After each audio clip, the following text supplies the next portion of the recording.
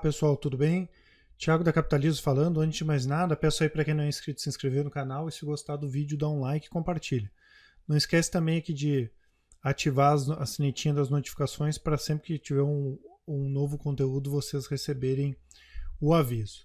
Como sempre, né, pessoal, apresentando aqui o site da Capitalismo, nós somos uma empresa de análises, recomendações e consultoria de investimentos. Temos diversos produtos de recomendações, desde a parte de renda fixa, fundos de investimento, Invista em Ações, que é o nosso produto de bolsa para longo prazo, Carteiras Capitalismo, que é o top renda fixa, o top fundos, incluindo fundos imobiliários, e o Invista em Ações, e o Full Trader, que é o nosso produto de recomendações de curto prazo. Lembrando que no Full Trader nós também temos o Invista em Ações, e o Capitalismo Completo é para quem quer receber todas as recomendações, tanto para montagem de carteira, tanto para especulação, vamos dizer assim, de curto prazo. Tá? Vou deixar aqui também a parte dos relatórios grátis. Quem quiser entender como é que funciona a análise fundamentalista, ver o modelo de alguns dos nossos relatórios, né?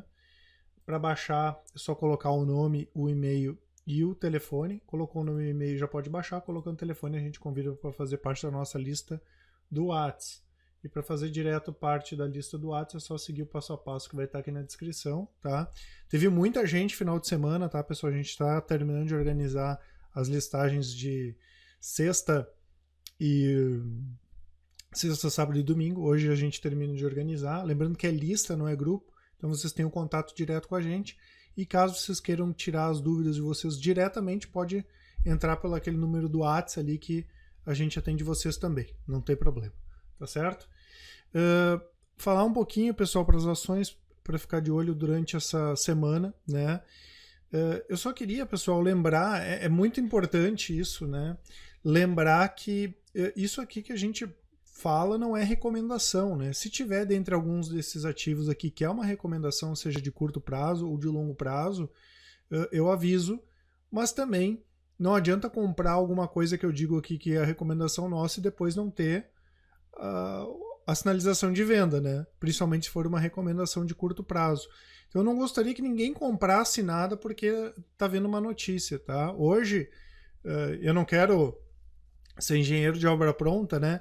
Mas hoje aconteceu mais uma vez do mercado pregar uma peça na gente, né?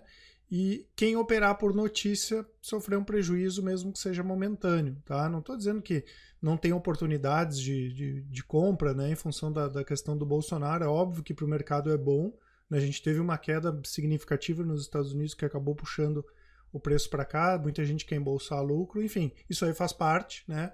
Mas parece que muita gente é pega de surpresa, no sentido de eu nunca vi isso, o mercado está volátil. Pessoal, isso já aconteceu várias vezes, não é uma coisa que acontece toda semana, não, mas já aconteceu várias vezes. Em todo esse tempo que eu estou no mercado, eu posso contar 1000 casos de vezes que era certo que o mercado ia cair, subiu, era certo que o mercado ia subir e caiu, tá?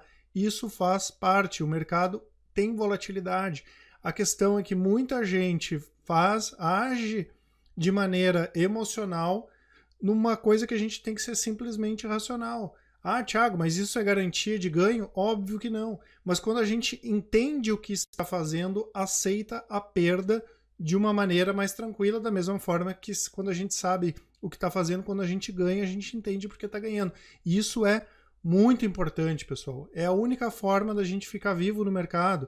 Então hoje a primeira coisa que a gente fez foi mandar um WhatsApp para os nossos clientes, né? Foi avisar, pessoal, não operem por notícias. Ah, Thiago, mas a gente quer uma recomendação porque o Bolsonaro ganhou. Pessoal, a gente não faz isso. Não faz isso. Esqueçam essa questão de marketing. Vamos fazer o marketing agora. Vamos comprar as ações do Bolsonaro. Pessoal, isso é batata para perder dinheiro, né? E eu fico impressionado às vezes como a gente tem informação e as pessoas continuam caindo nas mesmas ciladas de sempre, né?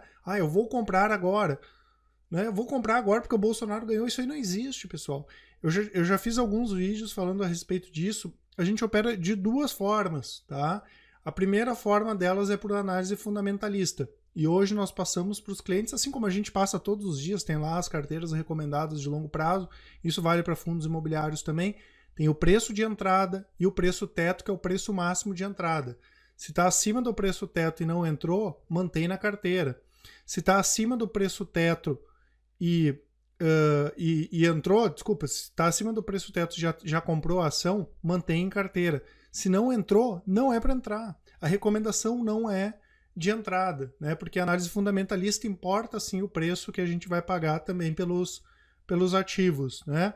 Agora o Bolsonaro ganhou, não ganhou, e o preço está abaixo do preço teto, continua a entrada. É por análise fundamentalista. Não é por análise bolsonarista, ou haddadizista, ou petizista, seja lá o que for. É análise fundamentalista, é análise fundamentalista. Para as recomendações de curto prazo, a gente já tinha várias recomendações que estavam abertas aí. Eu acho que tinha de compra umas 15 operações. Hoje acabou fechando duas, uma no prejuízo e outra no ganho. Uma no prejuízo acho que foi em Tietê, acho que foi 1% de prejuízo, e outra no ganho de Paranapanema, acho que foi uns 15%. E a gente abriu uma operação que por enquanto não está dando certo, que foi em Fleury, né? Mas isso foi pelo gráfico, né? Essas operações de curto prazo. Não foi pela notícia, foi o gráfico o gráfico apontou o momento de entrada e foi recomendado as operações do mesmo jeito que foi apontada, do mesmo jeito que foi apontado no gráfico que era para vender a Paranapanema, era para vender a Tietê, né? Foi recomendada a venda dos dois ativos. Não operem por notícias, que é o que eu chamo sempre de visumentro. O que é o visumentro? Quem é da aviação aí pode me corrigir. Mas um dia teve um conhecido nosso que morreu num acidente de helicóptero porque ele estava sobrevoando a água e ele não estava chovendo e ele bateu na água porque ele não estava conseguindo ver onde era o céu, né? E onde era a água. E aí um outro amigo meu, piloto, me explicou porque ele devia estar voando com instrumentos, né? E estava voando no visual, né? Isso aí ele chamou de visumentro. Então, ou a gente opera pelo gráfico, ou a gente opera por análise fundamentalista. Não dá para ficar no meio termo. Mas eu posso separar papéis para análise fundamentalista e colocar no gráfico? Isso a gente faz. Agora, ficar por notícia, pessoal, a gente vai entrar na contramão, tá? É a maneira mais fácil de perder dinheiro no mercado, é operando por notícia. Hoje, várias pessoas me falando, né? Pô, não tô conseguindo entrar no sistema da corretora, o sistema da corretora tá parado. Porque foi todo mundo querer entrar agora na bolsa. Quando estava barato, há uma semana atrás, eu não tô dizendo que a tendência não é de alta, né? Quem acompanha as nossas recomendações aí sabe que a gente está posicionado muito mais na compra do que na venda, mas eu não posso entrar de qualquer jeito, né, pessoal? Eu já vi isso várias vezes. Não entrem de qualquer jeito. Vocês têm que entender por que vocês estão entrando ou não. Thiago, mas não tem ativos que vão se beneficiar com a questão do Bolsonaro? É óbvio que tem, mas não quer dizer que a gente vai comprar e não quer dizer que é certeza que eles vão subir. Da mesma forma que hoje nós tivemos recomendações que caíram forte, tiveram ações que caíram 3, 4%, que são nossas recomendações, tiveram ativos que não tem nada a ver com o Bolsonaro. Eu estava vendo agora que é a Louca América, por exemplo, né, que é da Unidas. Pô, subiu 6%. A gente tem uma recomendação de médio prazo aberta na Louca América. Não tem como saber, pessoal. Mas tem ativos, sim, que tendem a se beneficiar as empresas. Mas daí, para conseguir correlacionar isso com o preço da ação, é outra história. Até porque a gente tem que saber o que já está precificado ou não. O caso da CEMIG, que eu falei na semana passada, hoje eu vi que baixou. É complicado a gente saber o que já foi precificado pelo mercado ou não. Por isso que a gente tem que saber entrar na hora certa também. E oportunidade não vai faltar, pessoal. A bolsa abre de segunda a sexta, abre das 9 até as 17 horas, todo santo dia. Né? Esse negócio, é a oportunidade da vida, agora você vai ganhar 1 milhão, é hoje ou nunca. Pessoal, isso é puro marketing, não existe isso. A gente tem que ter calma. Né? Tudo nessa vida a gente tem que agir de forma racional e tem que ter calma, tá? Então eu gosto sempre de deixar esses recados, eu gosto de falar a respeito dos ativos. Eu sei que teve gente que ficou brava, tá falando da Taurus, é porcaria, mas eu sei que da mesma forma que tem pessoas aqui que já estão há tempos no mercado e que acabam nos acompanhando, tem pessoas que são novas também que precisam entender isso, né? Eu espero de coração que as pessoas não precisem aprender isso na prática, né? Que elas só eu contando as histórias, porque eu nunca tive nenhum caso de, nossa, o Thiago quebrou, porque tem gente que adora falar, né, como se fosse o máximo, eu perdi muito dinheiro. Eu acho estúpido isso, né, mas enfim, teve gente que aprendeu perdendo dinheiro. Eu acho que não é necessário a gente aprender perdendo dinheiro, acho que só falando as pessoas já deveriam aceitar. Então, não ajam de maneira impulsiva, tá? Tem que ser tudo de uma maneira racional, ou o mais racional possível, tá? Mas sim, tem ações, é óbvio que a gente não imagina que a Petrobras vai ser privatizada, nem o Banco do Brasil, nem a CEMIG agora, mas só a expectativa dessas empresas buscarem uma distância que elas têm de empresas que são privadas, por exemplo, né, ou 100% privadas, já tem um potencial de ganho aí. Setor bancário se beneficia, setor varejista se beneficia. Se as reformas acontecerem, é óbvio que acaba sendo positivo para as empresas também, mas isso não é recomendação de compra, tá? Vamos, por favor, separar uma coisa da outra. Da mesma forma que eu vou falar aqui, né, em relação ao resultado de algumas das empresas, não é porque a empresa diminuiu o lucro ou aumentou que a gente vai recomendar a compra, não, né? É só para a gente entender um pouco o que está acontecendo, entender como é que as empresas funcionam, conhecer as empresas, da mesma forma que o Danilo faz todos os dias o fechamento de mercado e mostra como funciona o mercado no curto prazo e como o gráfico pode ser um guia importante para quem quer especular no longo prazo. No curto prazo, desculpa. Então, como eu falei, é importante sim para quem quer montar carteira entender um pouquinho dessa questão da análise fundamentalista, o acompanhamento das empresas. A gente atualiza, por exemplo, os relatórios todos os trimestres das empresas que nós recomendamos. É importante para o investidor se sentir mais seguro e para aquele investidor que quer especular aí no curto prazo, ter o gráfico como um companheiro. Ajuda bastante, né? Até mesmo quem simplesmente só segue as nossas recomendações, é importante ter um conhecimento, nem que seja básico, para se sentir mais confortável para operar e, obviamente, aumentar a possibilidade de ganhar dinheiro, tá certo? Então, em relação aos resultados, pessoal, começando com a Hypera, né? Resultado veio um pouquinho abaixo do esperado, o lucro da empresa aumentou 17,6%, a Hypera, que é a Hype 3. Deixa eu só pegar aqui a gente ver como é que está o comportamento das ações. A Hypera aí com baixa de 17% nesse ano, com uma alta de 1,58% esse mês, né? O lucro cresceu 17,6%, sempre vai ser esse trimestre comparando com o trimestre passado, chegando aí a 244 milhões, e a receita líquida aumentou 8,4%, chegando a quase 950 milhões. Tá? Segundo a empresa, aí, destaques positivos para a venda de genéricos, tá?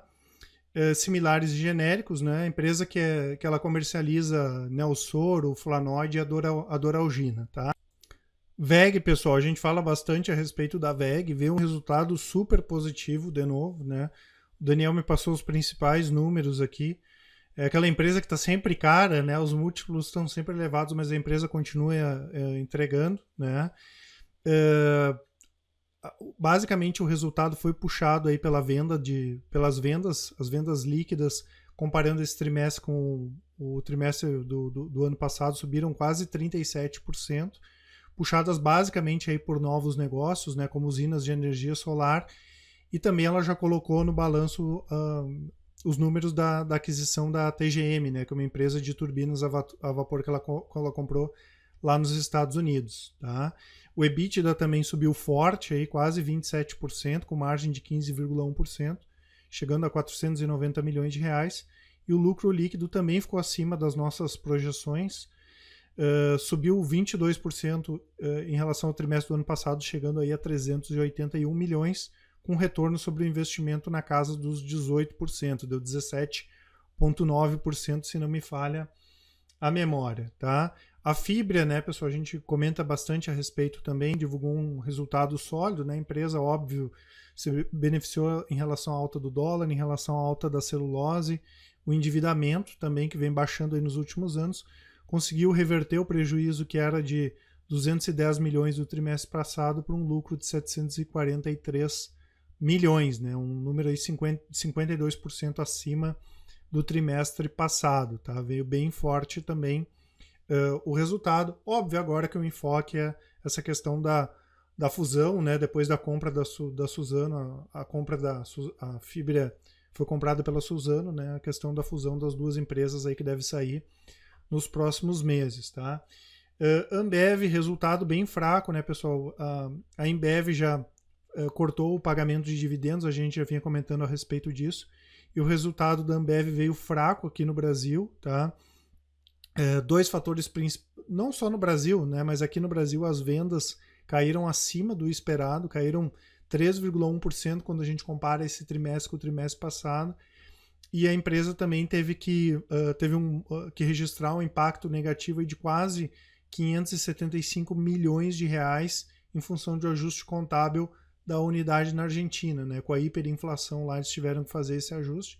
O resultado veio negativo, ela continua entre as nossas recomendações de longo prazo, mas a ação vem sofrendo aí no curto prazo, né, pessoal? Se a gente pegar só esse ano,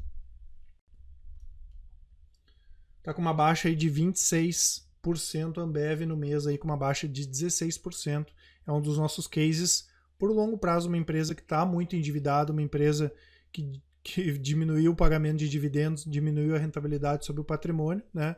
A partir do momento que ela conseguir melhorar operacionalmente e diminuir esse endividamento, a empresa deve começar a registrar resultados melhores novamente, tá? Mas impacto do mercado no curto prazo, o mercado não gostou, cacetada na Ambev.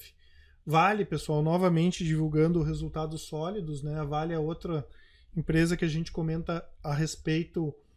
Só falando aqui, pessoal, desses. A Uzi Minas ainda não chegou, era da Uzi Minas. A gente fala bastante a respeito da Vale também, né? Uma empresa que vem em recuperação, diminuindo o endividamento, deve ter um yield bastante elevado no ano que vem, acima de 10%, né? Ela deve focar mais no pagamento de dividendos. O minério colaborou também, assim como o dólar, né? O EBITDA da empresa subiu 22% desse trimestre comparando com o trimestre passado, chegando a quase 17,5 bi, né? O lucro líquido recorrente subiu 21%, chegou a 8,3 bi, e o endividamento da empresa caiu 8%, né? Hoje a dívida líquida da empresa está em 10,7 bilhões de dólares. Né? A empresa vem fazendo uma série de desinvestimentos nos últimos anos, tá? Focando mais na questão do minério, lembrando que o minério da Vale é o que tem mais qualidade, e isso deve ter um impacto importante, como eu comentei, no ano que vem, no pagamento de dividendos. A Vale que está no ano com uma alta de 36% e no mês com uma baixa de 11,23%. Inclusive, até a semana passada a gente tinha uma recomendação de médio prazo na Vale, que já foi recomendada a saída da operação. Acho que deu um ganho de 15% ou 16%, se não me falha a memória. Localiza, deixa eu só pegar aqui. Está com uma alta aí no ano de quase 20%, só nesse mês aí com alta de 15,56%. Resultado veio em linha, né? A parte de locação veio até acima do esperado, mas o destaque negativo ficou pela venda de carros usados, que veio abaixo do esperado. Tá? A receita líquida da empresa aumentou, se a gente for considerar a parte de aluguel, 29%, né? Chegando aí a 859 milhões. E a parte de seminovos saiu de 898 milhões do trimestre passado para 1 bi e 1 bi 200 nesse trimestre, né? Então, considerando a receita total, né, tanto a parte de aluguel como a parte de seminovos, saiu de 1 bi 500 do ano passado para 2 bi 73 nesse trimestre, né? Uma alta aí de 32,6%. Lucro líquido da empresa também subiu quase 15%, saindo de 140 milhões para quase 160 milhões, se a gente pegar também na comparação do trimestre do ano passado, o terceiro trimestre do ano passado contra o terceiro trimestre desse ano. Outra ação aqui é o Uzi Minas, essa que eu queria comentar, né, com uma alta de 10% no ano e de 20,55% nesse mês. A Uzi Minas nós também temos uma recomendação em aberto de médio prazo, a recomendação já foi reduzida, né? Reduzir significa que nós recomendamos vender metade da posição, e a outra metade a gente continua ainda posicionados. Tá? É uma empresa também que vem em recuperação, inclusive a gente já fez alguns vídeos falando a respeito do setor siderúrgico, né? Um setor que sofreu muito na crise de 2008, vem se recuperando, a empresa vem diminuindo o seu endividamento, né? E teve uma série de destaques positivos nesse trimestre, né? Lembrando, sempre comparando com o trimestre do ano passado, tá? O volume de venda do último trimestre de aço chegou a 1,1 milhão de toneladas. Esse foi o melhor volume de vendas desde o quarto trimestre de 2015. O volume de venda de minério chegou a 1,8 milhões de toneladas. E o EBITDA da empresa e a margem o EBITDA bateu os 702 milhões e a margem EBITDA 18,2 milhões. Esse foi o melhor resultado trimestral nos últimos 8 anos, né? Então, desde 2010, a Usiminas não teve um resultado tão bom em termos de EBITDA trimestral, tá? A empresa havia divulgado um prejuízo no segundo trimestre desse ano de 19 milhões, agora virou para um lucro de 289 milhões nesse trimestre. Outro ativo que nós temos recomendação de longo prazo, a Renner, né? Renner que está estável no ano, aí, subindo 0,26, nesse mês alta de 13,61. Mais uma vez, aí, resultados muito fortes da Renner. Tá? A empresa, em termos de lojas, ela deve fechar esse ano com mais de 20 a 25 novas lojas ainda abrindo esse ano. Deve ficar um pouco abaixo da meta, que era de 30 lojas, tá? Mas o resultado, de qualquer forma, veio bem forte, né? Lembrando que é uma empresa que vem crescendo muito forte aí nos últimos anos. Inclusive, na sexta-feira passada, o Daniel fez um vídeo falando a respeito da Renner. As receitas líquidas subiram quase mais de 13% comparando o último trimestre, comparando o terceiro trimestre do ano passado, chegando a 1,7 bilhões. Vendas em mesmas lojas subiram 6,9%. A margem bruta chegou a 54%, alta de meio ponto percentual. EBITDA com alta de 16%, chegando a 347 milhões. E a margem EBITDA 20,3%. O lucro da empresa aumentou quase 39%, chegando a 194 milhões. E o retorno sobre o investimento chegando a 22,7%. Lembrando que além da marca Renner, a Renner também é dona da marca Kamikado e da marca Yukon, que é de moda jovem. Tá certo, pessoal? Isso que eu queria passar hoje para vocês, né? Não esqueçam de baixar os relatórios. Qualquer dúvida, pessoal, vocês podem colocar aqui nos comentários, ou se preferirem, podem deixar no nosso WhatsApp, se vocês quiserem perguntar a respeito dos nossos produtos, dos nossos serviços, como é que funciona a Capitalizo, fiquem à vontade também, tá certo? Um abraço a todos e uma boa semana. Até mais.